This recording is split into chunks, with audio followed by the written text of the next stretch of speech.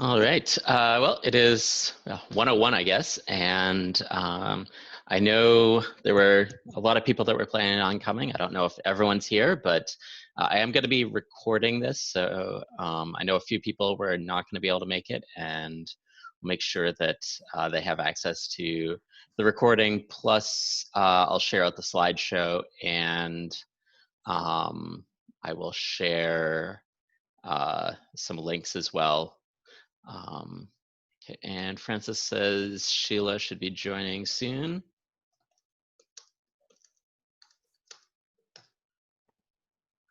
So I'm gonna see if we can wait a moment. But Good, while we're waiting, let's see.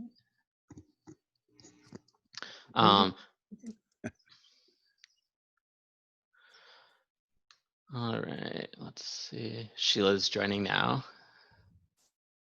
Okay. Hey Phil, how's your mom doing? well, she's still with us. She had her last radiation treatment, and we had a consultation with a radiation oncologist as well. So radiation, stays in your body for quite a while, and so we'll taper her off some other stuff. But physically, she really can't do a whole lot. But she can converse, and memory's okay, but not great. But that's where we are. Are you still in Florida? Oh, I'm in Anaheim. My wife's family is in Florida, and we're in Anaheim. Okay. But thanks for asking. All right. So I want to make sure we kind of stick to the time as much as possible, and I want to. Interrupt. Oh, sure. The interpreter. Okay, now I see Francis. That's what I couldn't see him. Okay, I'm good. All right. So I want to focus on, I think, 3 basic things today in terms of tools. But before we get started on the tools, Kit's gonna share with us some of the things that they learned regarding some of the best practices around video content and what that can mean for our students. And then I will talk a little bit about what it takes to create it, which ideally will be easier than you think. How to make it a little bit interactive, and then how to get video content feedback from students as well, which can be a nice addition. So I'm gonna let Kit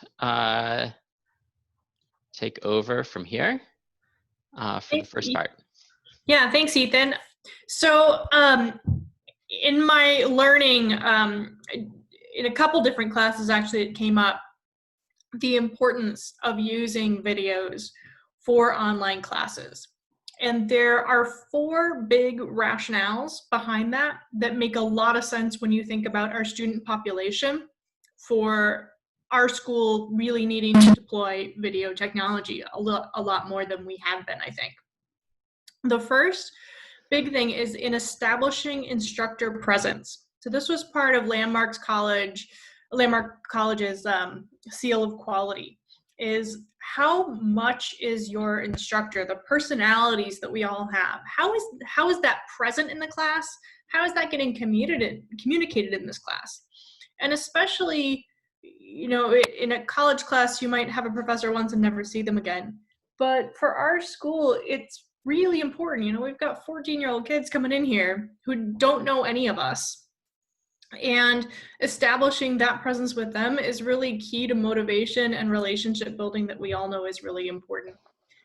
The second big thing is it adds to the multiple modes of representation that are applicable really for all students, but especially for learning disabled students. And I've talked about this before. You've heard me say how important it is that directions are something you can read, something you can watch, something that you can go back to and listen. So videos help with that. Videos also specifically allow for modeling and demos, which is an important tool in scaffolding for students with nonverbal learning disorders, ADHD, and autism spectrum. Students need to see what finished looks like. They need to see and have it explained what the steps are for getting there. And so videos are a fantastic way for them to see that process and see the finished product. And finally, videos are an important part of making sure that your information has a sense of permanency. We want students to be able to go back to earlier, what was said earlier or seen earlier, and retrieve that information so that to reduce the load on what's called working memory. So your working memory is not necessarily your long-term memory, it's not that. It's the short-term, what do I need to know right now? What's being said, what's happening with the technology, all of that. And online learning really taxes the working memory of our students. You have all these different windows going on. You're tracking time, you're tracking technology, you're tracking all these directions, trying to remember what happened before, watching all the different faces. Working memory is one of the biggest things that gets overloaded in online learning, especially when you consider that these students are going to be in 6 different classes with 6 different teachers' material coming at them. This was one of the reasons that we looked at going down to 3 classes instead of 6. So videos can be a really important tool for a student's ability to go back and replay that conversation so they don't have to hold it here, because as long as they're holding it here, it's taking up the room that you want learning to be able to come in on.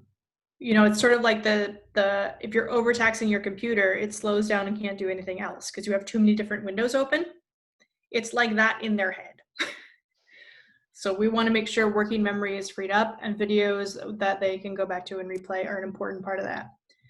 I can go into any one of those more, but does anyone have any specific questions on any of the things that I've just talked about?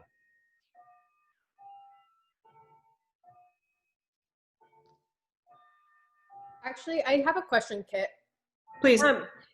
This is really, really great information. When we're talking about using videos for online class, and maybe I missed this and I'm sorry, are you referring to like the recording of the classes and then giving that to students, or are you referring to like me, like let's give example for art, like me doing the lesson, teaching it, and then sending them the video after? Or are you also referring to like using external videos of other instructors, or is it all of them? It can, thanks, great question. It can be all of them. The first point there on establishing instructor presence, this was a point that was hammered really hard in my classes where like, if you do nothing else with video, shoot a 1-minute introduction to your students saying who you are.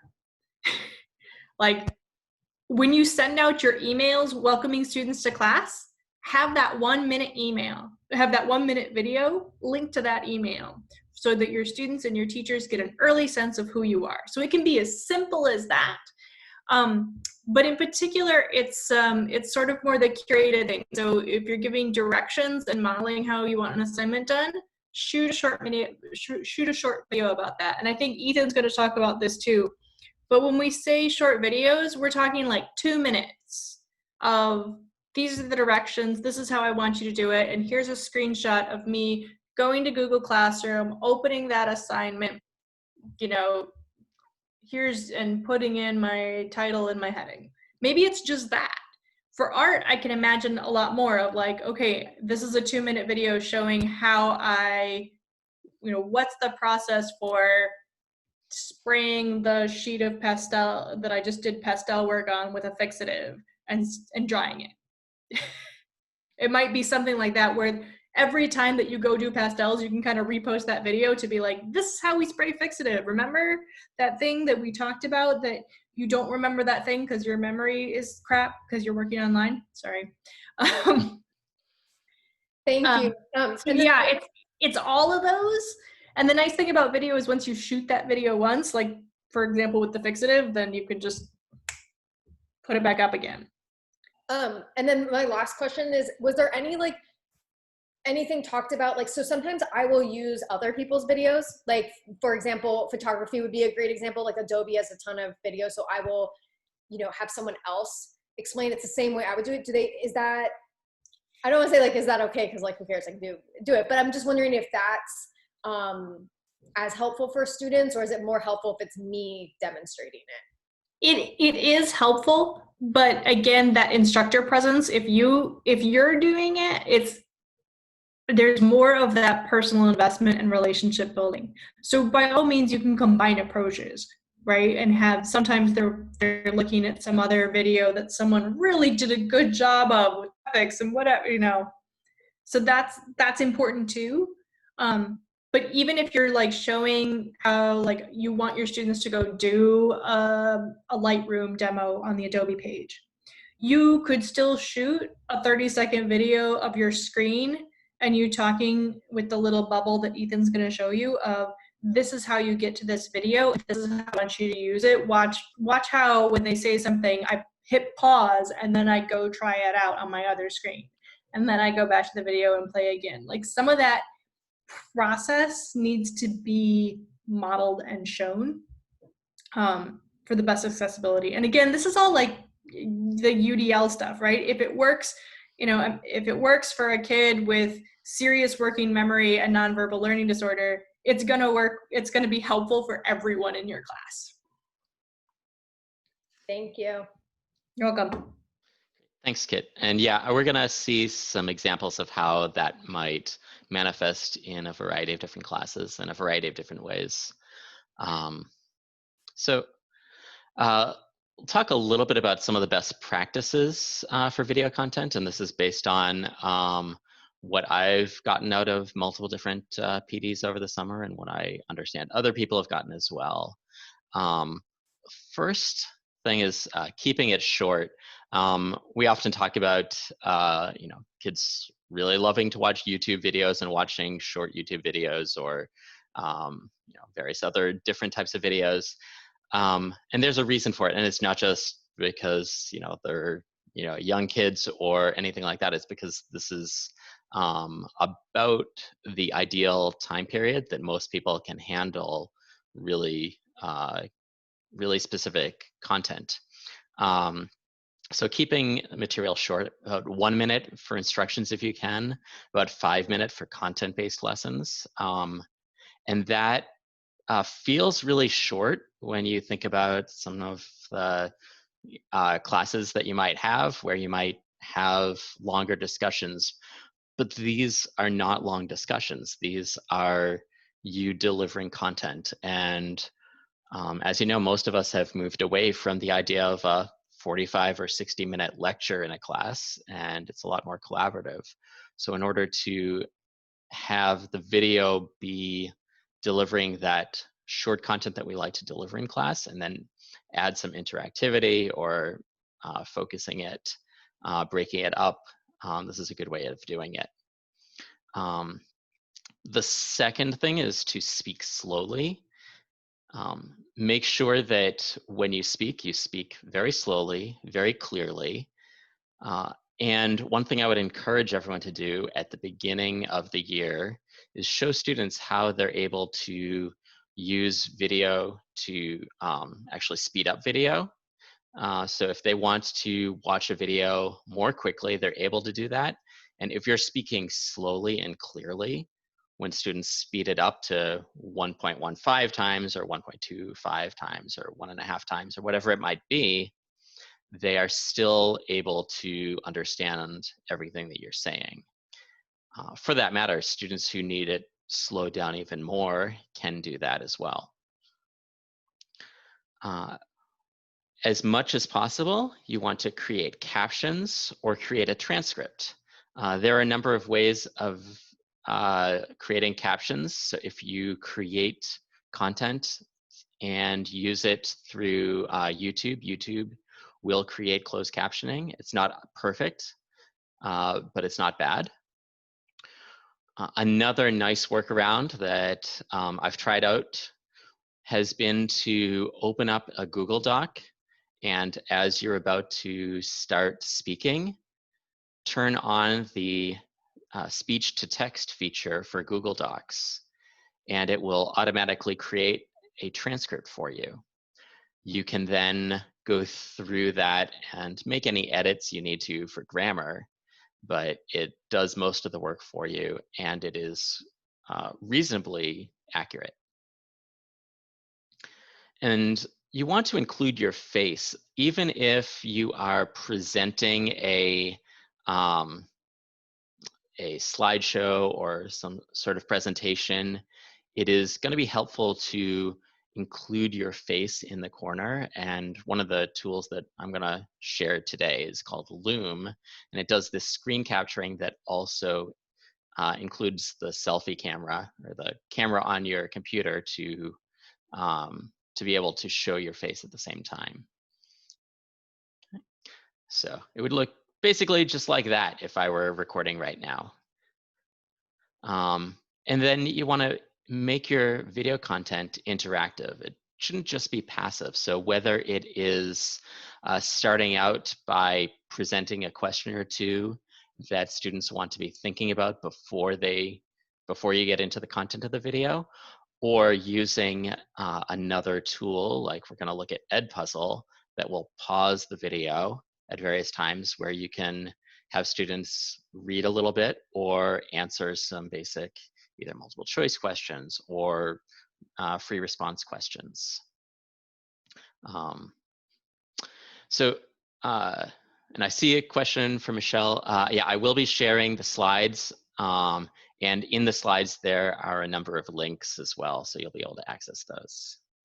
So screencasting, I've got sort of a basic description here. It's just creating a video of what's on your screen. So if you use PowerPoint or Google Slides, you can go through that presentation with that image of your face in the bottom as you speak through the presentation. You can take an existing video and adding voiceover or pausing to add your commentary. Like I said, I'm going to be demonstrating Loom, and I'm going to be also showing how you can use EdPuzzle, which is a nice site that you can upload your video and then add questions. And then we'll also look at FlipGrid, which allows you to get video feedback from students. So when it comes to using Loom, I was going to actually start a Loom presentation in here, or start a Loom screencasting in here. The problem with that is that Loom would want to use my camera, the computer's camera, which is currently being used by Zoom. I know that's confusing. And only one application can use the camera at a time. Luckily, there are a lot of different tutorials, and I'd be happy to do like a one-on-one example with anyone who wants to do it afterwards as well. The Loom Pro is now free for educators, which is great. There is a Google extension, or you can download an app. I think the app is a little bit nicer. It has some additional features, but the Google extension is very easy as well. And while you're recording, I mentioned this before, you can have a Google Doc open and set it to record speech to text, and that allows you to automatically create a transcript. Okay. So this is basically what it looks like in Google Docs if you go up to Tools and then go down to Voice Typing, or you can use the Control-Shift-S, which might be different on a Mac, I'm not positive. But that's all you need to do to create your transcript. Okay. Okay. So I've got a video here, and let's see, 120. I'm gonna actually hold off on us sitting here and watching this video. I want to give everyone the opportunity to watch it on your own. I think that would be a better use of time. Ethan, do you want to just play a little bit of that so they can just see how it works with like the bubble face and the other stuff? Yeah, sure. I think it would be useful. You don't want to, we don't have to do the whole thing, but Yeah, sure. Let me do that. Let me just update the sharing so it shares the sound, and it's optimized for video clip, which might make it a little choppy, but hopefully this will work well enough. Hey there, my name's Laura from the Loom team, and I'm going to show you how quick and easy it is to get started with our Loom Chrome extension. So, once you've installed the extension, simply launch it by clicking the Loom icon here. You'll then be presented with our 3 capture modes: screen and cam, like I'm recording with at the moment, screen only if you're feeling a little bit camera shy, and cam only if you'd like to present directly to camera. Hit show advanced options if you'd like to change your camera source, your microphone source, and once you're ready, just click start recording. Select the screen that you would like to share, and after a brief countdown to collect your thoughts, you'll now be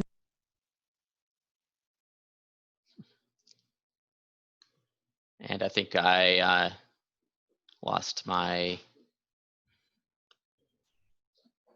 speedy video. Sorry That's about all that. right. That gives a good Yeah. sense of the little bubble face option. Right. Yeah. And like I said, I've got a second tutorial here from Dottotech, which Nicholas shared with me as well, and it's a nice additional option. It's another perspective, not directly from Loom. Okay, and I'm gonna also share with everyone right now, and I'll share this in the chat right now.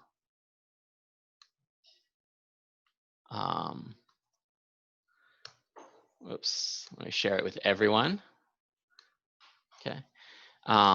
So this is an example of an EdPuzzle that I created using Loom. So I used a regular slideshow that I had, and I created, I think it's a 5-minute video here. And like I said, I've shared it with everyone, so on your own time later on, you can kind of get a sense of what it looks like. It allows you to take a video and then you just insert questions in at various times. And let's see, I think I should be able to open this. My question is if you'll be able to see it. Is everyone able to see that as well?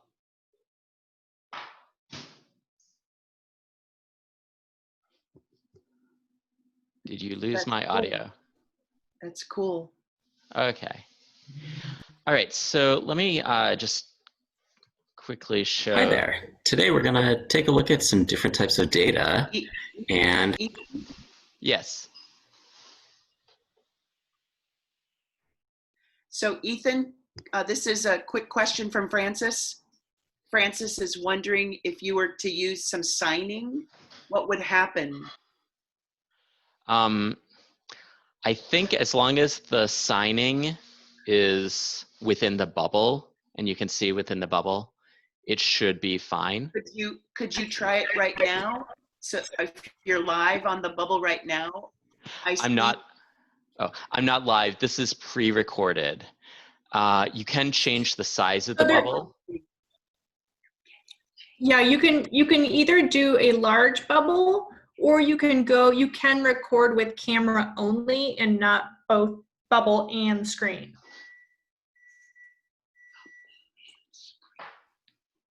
Okay, got it. I thought you were live, so that's fine. Yeah. Okay, yeah. So this image that you're seeing right now, this is a lesson that I created. I'm gonna actually just fast forward to just before this first question so that you can see kind of what it looks like. So this was a beginning algebra lesson that I had where here I've looked at different pets and species and weight, and we're looking at numerical versus categorical versus statistical data. eat dinner, or how many books might most students have on their bookshelves. And it automatically pauses there. And then you can answer this multiple choice question. Which of the following are numerical data? And you'd go through and decide which of these would be the correct answers to that question. And if you wanted to rewatch, you could go back and rewind and rewatch. You can skip the question and move ahead. Really nice thing about EdPuzzle is that it does integrate directly with Google Classroom. So you can assign this through Google Classroom. And in fact, if I go to my classes, might take a moment, and you'll see I don't have actually anything assigned right now, but it automatically pulled the classes that I tentatively have in Google Classroom. So it integrates nicely. Okay. Ethan, I just checked as well. Using Google Forms, you can also embed videos and then have the questions right there. So it's another Yes. option for doing a similar sort of thing. EdPuzzle's nice because it really stops it within one continuous video, but you could shoot segments and do this and do it that way too. Yeah, absolutely. One additional thing to consider with EdPuzzle as well is that it does have a lot of pre-built resources. So if you search in your content area, you are likely to find some good resources in there.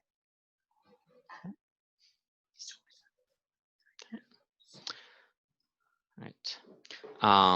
So again, I've got a couple, or I've got one tutorial here that we could watch, or I can just let you take your time to watch that on your own time. I don't think it's terribly interesting to watch a video altogether now, but I would encourage you to check that out later. So are there any questions before we go on to FlipGrid? Are there any general questions around either Loom or EdPuzzle or those kinds of ideas?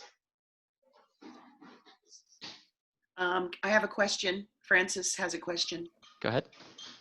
So in the EdPuzzle, it's integrated with the Google Classroom. That's what you said, right? Yes. And so then how do you do that? How do you actually make that happen? You sign up? How do you, make that happen? So I'll go back to the EdPuzzle site. So if I go to add new class, as long as I have signed up in EdPuzzle through my mid-pen account, which is where I have my Google Classroom, I can add my class directly from Google Classroom. I've already added all my current classes right now, but you would just select it and import it. Okay. And then for this particular assignment that I have right now, so I'll cancel that. For this particular assignment that I have right now, I haven't assigned it yet, but I will eventually assign it in my Algebra 1 Period 3 class, assuming that is accurate for the schedule. So I can go to content. You'll see there's a whole bunch of pre-built content, but I'm gonna go to my content and select that assignment. And then I just click on assign and select the classes. I can set my start date, my due date, whenever that's gonna be. Okay, Ethan, can I ask a quick question to everybody? Is your screen blurred? I can't see anything. I mean, I can. Oh, it is here, let me, it was probably blurred for optimizing for video. Great. Much better. That's better? Yeah, that's okay. Better. Thank you. Yeah, okay. Yeah, that's what happens when you optimize for video, is it makes it less accurate. But, is that more clear? Yes. So then you can just post it, set your start date and due date, things like that. You can also just find the link and copy it and share that out. But this is basically how I would do it, is directly through Google Classroom. Is that clear enough, Francis? Did you need more? Yes, that makes sense. Definitely. Thank you. Sure. Okay. Any other questions around either screencasting in general or the specifics of Loom or EdPuzzle? Ethan, you had mentioned that there was maybe a slight difference between the Chrome extension for Loom and the app. Is one better than the other? The app has a little bit more capability. Honestly, I don't remember too much what the differences are. It's pretty minor. It's one or two additional options that you have. I have found it tends to work a little bit faster than doing it in Chrome, directly through Chrome. But that might have just been the time of day. Yeah. Okay, thank you. I'll look into it. Yeah. Yeah, and I saw a note that it was better on Macs in particular. So if you are a Mac person, you're going to want the app. Okay. All right. So I'm going to ask everyone, I'm going to copy this link for a FlipGrid into the chat. I'm going to invite everyone to take a moment and open this up. This would be how a student would see it. And this would be an opportunity for you to give a video response to a prompt. And this goes along the lines with, it's very similar to, I think what Kit had said at the beginning around a really quick introduction to students at the very beginning of class. I did this last year. It ended up being the only time I used FlipGrid last year, but I used it at the very beginning of school just for introductions.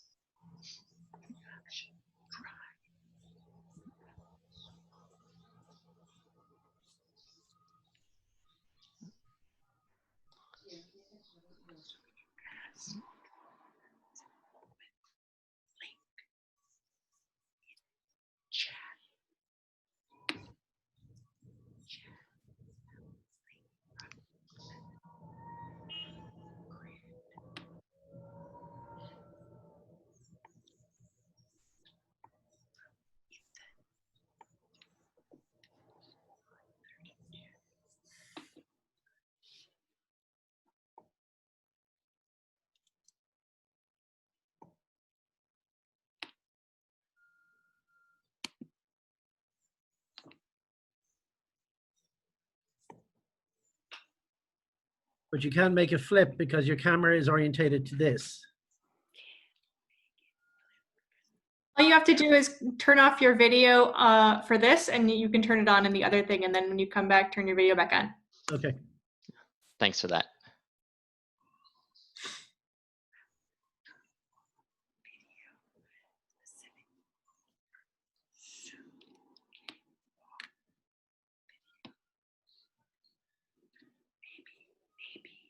So Ethan, does turning your video off mean to click on stop video for your personal use and just have your name shown? Is that what you meant? That's right. Video off mean to click on stop video for your personal use and just have your name shown? Is that what you meant? That's right. Video off.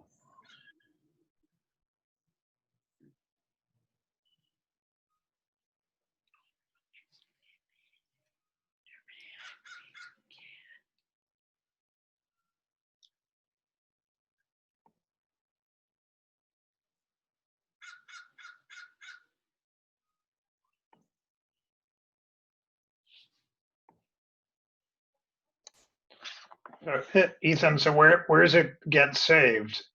It gets saved right here in your whatever it is that you started, and then I see there are things to do. You can share it. Can you send it to a bunch of people or one person or something or what? So I'm gonna go over it. Yeah, Okay. I'll go over it a little bit in a moment. Thanks. But yeah, you should see, so at this point I've got responses from Henry and Kit, plus I had created a video earlier. as an example.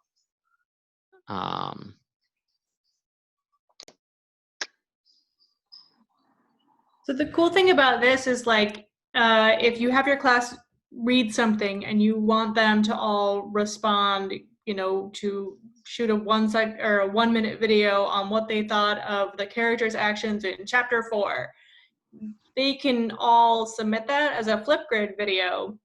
And then they can see each other's videos and respond to them. So it's a way of having an asynchronous online discussion. So once you're logged in and you have this link and everything, and you've shared a video, you can see everybody else's then. Yeah, if you hit refresh on your screen, you should be able to see other people's videos. Yeah, that can actually be customized too. So you can set it so that they're private first. I set it so that everyone would be able to see everyone else's this time, but when I did it for, or when I do it for a class, I would do it definitely with that stipulation that I get to see it first at least before it gets shared, and depending on the specific content, it might not get shared at all, or maybe only with student permission. Okay. So I'm seeing a few more now, which is excellent. Ethan, I can't. It's asking me to hit the allow button, and in the pop-up, I don't see it. Might have to look into that. I know there might be some, some technical challenges just as you get going with any of these. I know for some people, like this site I think does require Flash, which is something I've enabled for other sites. So I had this enabled as well. But if you didn't have Flash enabled,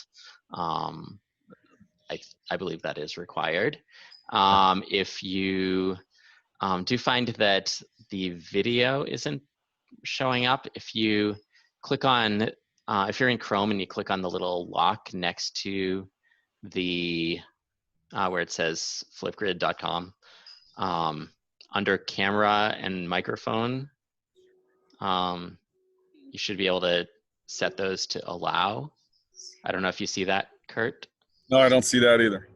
Huh. I just say I have a prompt that says either import video or retry camera.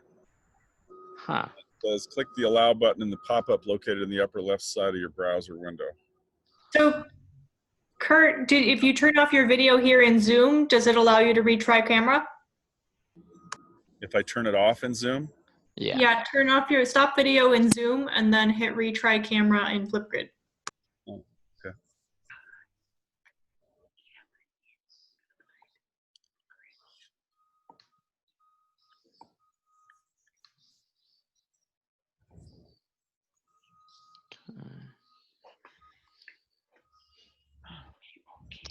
And let's see. Is there anyone else? I know I've heard from a couple people, and I know Kurt's trying to troubleshoot. Anyone else have any difficulty with setting this up or accessing it?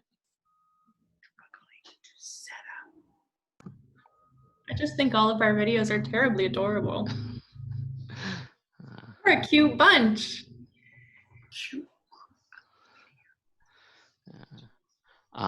Everyone trying to figure out how to use this. Hopefully it'll get posted.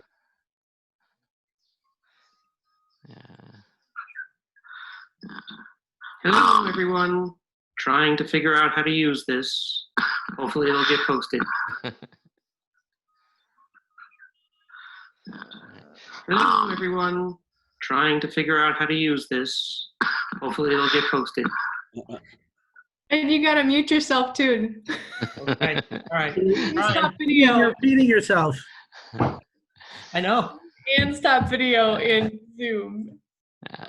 Then go to FlipGrid. There you go. At least I tried it. There we go. Yeah. Yeah, so last year when I did this, most kids really liked it at the beginning of the year. There were a few kids who really did not like it. And that caused me to kind of not really revisit it right away. But I think that there are definitely some precautions we can take to help with that. One thing that you can do, for anyone who did look at my video, you might have seen that I had some stickers in there and things like that. You can include stickers that will go over your face if that were to make you feel more comfortable. You can basically fill up the entire screen with stickers so that you can present yourself that way. Ethan, why didn't kids like it? Felt kind of on the spot. I mean, some kids don't like seeing themselves on video. It wasn't too many, but there were definitely a handful of kids that felt that way. Again, this was in September or August, so it was very beginning of the year.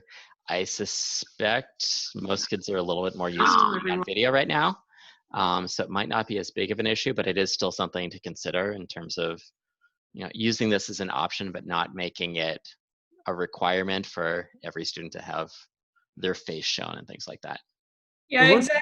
Just the same way that, like we're talking about multiple means of representation, like us giving information to them in more than one form, it's also really one of the UDL principles to have them be able to give us information in more than one form. So you could have this, say if it's a response to literature, it's shoot a 1-minute video or write a paragraph and email it to me. There can be multiple ways that you're assessing them coming back in and allow them to choose which option they want. Can you remind me what UDL stands for? Universal Design for Learning. It's the idea that by adopting strategies, technologies that are good for disabilities, you're also empowering everyone. Thank you. Okay. And I know we've talked about this as a means for students expressing themselves through video. Thinking in terms of ASL, that does not require the audio. We've been focusing certainly on audio, but FlipGrid can be used for ASL assignments. My video has no audio. It's all me waving. You need to unmute yourself. It's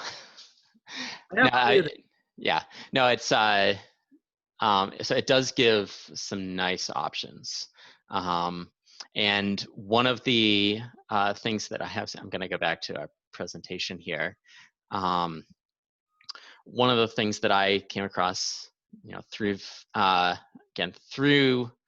my Twitter world, was this idea that using FlipGrid can be a way to get reflections from students.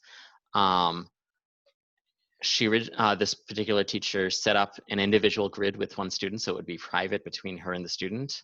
And throughout the year, the student adds their reflections. And I was thinking something similar to this could be used during core. Slightly different idea showed up here where in larger classes, just have one private check-in topic and then keep video moderation on. So nobody else except for you and that student is able to see it, but it becomes a sort of offline conversation. Okay. And again, I've got a link to this particular site here for you and that. How's it going? And that student is able to see it, but it becomes a sort of offline conversation. Okay. All right. Sorry, Kurt, I muted you because you had, I think, recorded and were playing me back.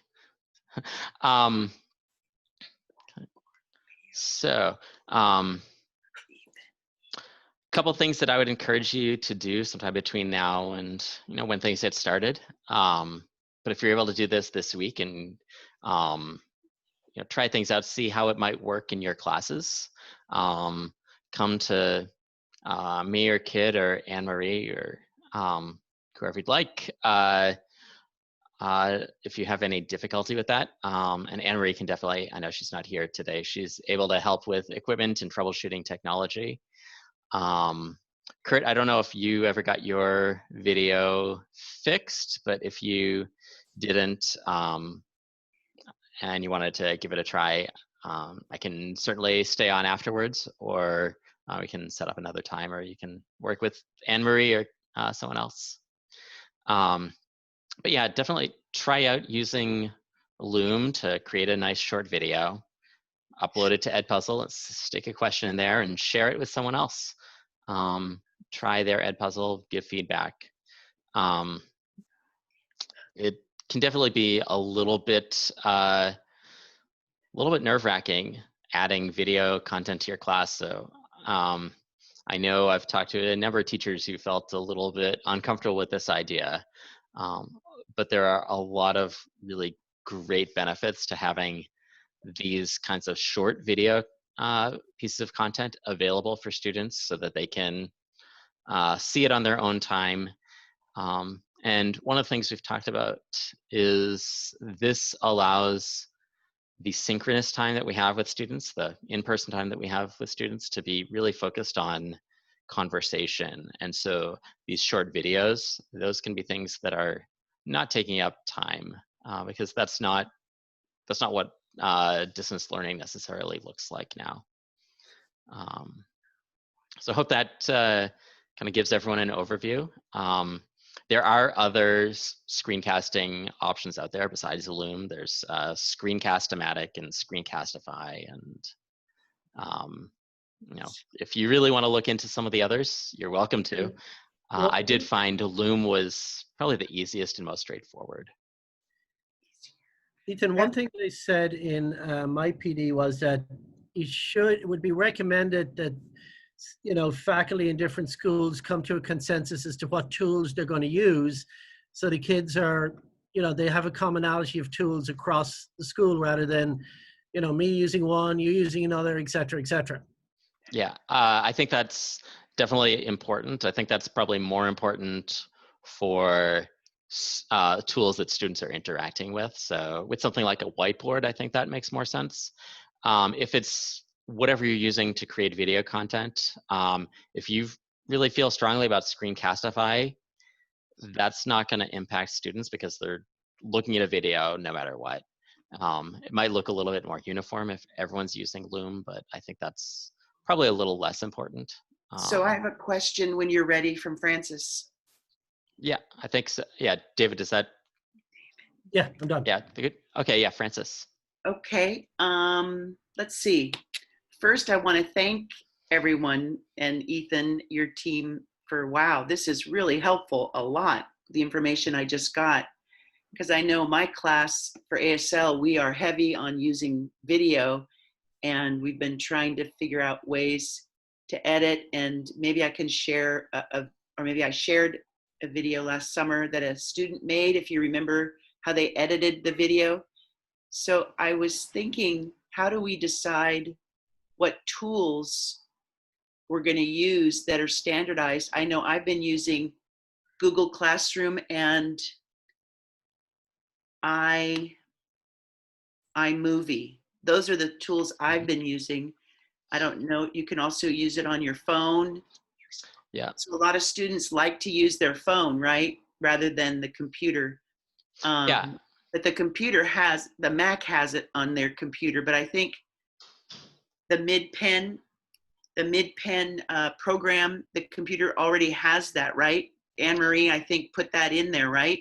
So that can really help with editing of the video in terms of uploading to the Google Classroom.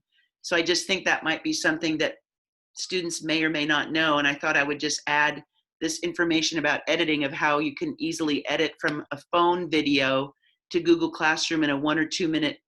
And I do that all the time in ASL when I'm giving my students instructions. And I just found that the editing helps empower me. Thank you, Ethan and Kit, very much.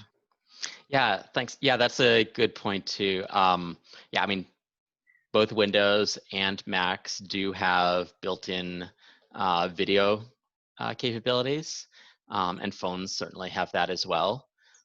And if all you're doing is recording straightforward video of you speaking, that makes sense. The benefit of the screencasting software, things like Loom, is that it allows you to include both the video of you speaking, which is important for getting that personal connection with students, even in video form. It allows you to combine that with the content that you might have on a presentation, whether PowerPoint or on a particular website, or even showing a video and having your own commentary as that goes.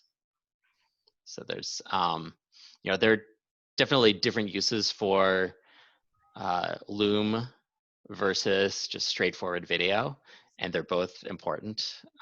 It's just a matter of knowing which one you want to use and when. One of the teachers in my PD is a bio teacher at San Mateo High, and she found much higher levels of engagement when she took her normal PowerPoint lectures and added them into Loom and was there as a presence. Yeah, absolutely. Yeah, I mean, that's what I've seen numerous times over the summer, is that idea that anything that you can do to continue to work on developing a relationship with students is going to have a net benefit. So anything that includes some video of you, even if it's in the corner, will keep students more engaged. And even though it seems like it's such a small thing, it does help to improve and build relationships, which is really what we're all about. So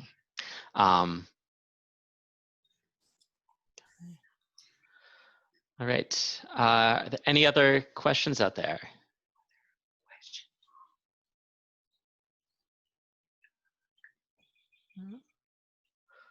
Not seeing any. So I know it's almost 2 o'clock.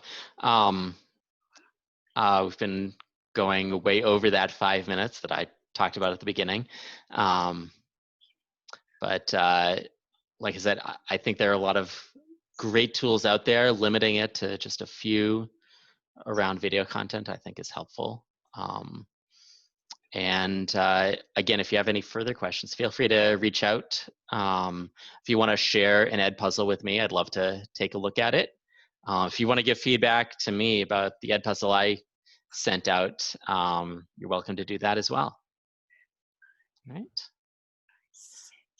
All right, thanks. Oh, I wanted to, sorry, can I have one more quick thing? Go ahead. So one thing I experimented with is that FlipGrid allowed me to do a response video. So like on Caitlin's, she shot a video and then I shot a video back to her. So like they're linked now. So Caitlin could see the video that I made in response to hers. So you can have them stack up like that. So you could, yeah. Yeah, good point. That brings up my question. We did this in my PD, where we had to make a video and respond to other students' videos. And it made me think about, what about this as a tool with parents? I know that in the spring, I was writing core parents 2 hours a day. And I feel like if we could have a video where they ask a question and I respond to the question, I think it could streamline a lot of things. It would give a personal touch. I don't know if that would work or anything. It's just a brainstorm. I can also add to that. We subscribe to something for admissions and development, which is a video card that you can record and send it out to parents, and you can personalize it to each parent, but also add to it a generic video or something else that you've done. So you can do it as a back and forth as a video, and it comes in as an email. So I'd be happy to talk to other people about that too. Something that we subscribe to right now. And we've used it a few times. Could be very useful for parent communications too. I think so. Just, I'm an English teacher, so I have to go over my email 10 times to make sure there's no spelling and grammar errors, where I feel like I could just quickly answer the question on video. Right. It would take me 1 minute and also have that personal touch. Yeah, I'd be happy to show anybody how to use this, and we could probably work out some way to set it up. Sounds good. Great. All right. Well, thanks everyone. I know we've got a lot to do in the next couple of weeks before we get started. So look forward to seeing everyone at whatever the next meeting we have is. All right. Thanks, Ethan. And I'll stick around for a few minutes in case anyone wants to go over anything or try anything out. But otherwise, see you all later.